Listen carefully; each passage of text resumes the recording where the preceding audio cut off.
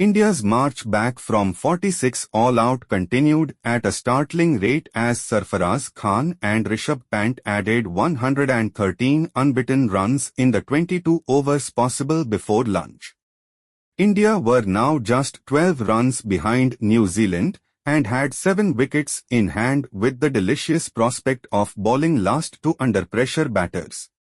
Sarfaraz late cut his way to his maiden test century, and Pant, coming back from the injury to his surgically repaired knee from a life-threatening accident, stroked his way to an unbeaten half-century. Put together, the two were a right menace for captain Tom Latham. They had little regard for the field sets, showed no fear of making mistakes, and the New Zealand bowlers again failed to provide Latham any control. The biggest disappointment was Ajaz Patel, who turned the ball less than the part-timer Rachan Ravindra, who bowled just 1 over before rain cut the session short. India's response to wickets on day 3 had been to counter-attack immediately, but that was going to be put to test after they lost Virat Kohli to the last ball of the day's play. Sarfaraz only took 6 balls to bring back his cheekiness, a nonchalant ramp off Will O'Rourke's first ball of the day. When they reinforced the field with a deep third and a deep point, Sarfaraz still bisected them. It seemed the seam bowlers wanted to trap Sarfaraz LBW, but that only kept giving him easy singles on the leg side.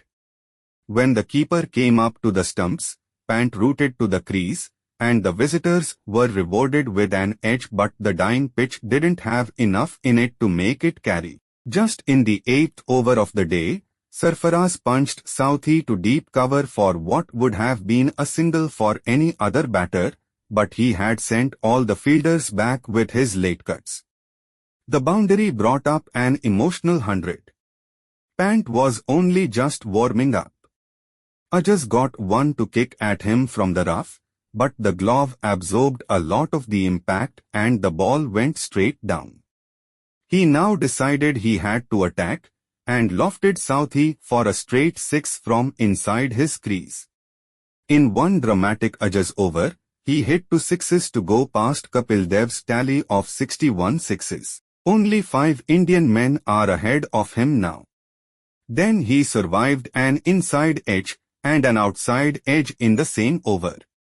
The inside one saved him from LBW, and his back pad denied New Zealand a catch off the outside edge.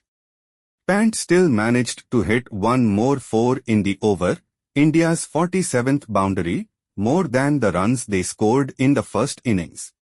Apart from Southee, Glenn Phillips was the only one who could provide New Zealand some control, but he, too, bowled a full toss to take Pant to his half-century. New Zealand drew just the 25 mistakes in 22 overs, which is not high considering the attacking approach.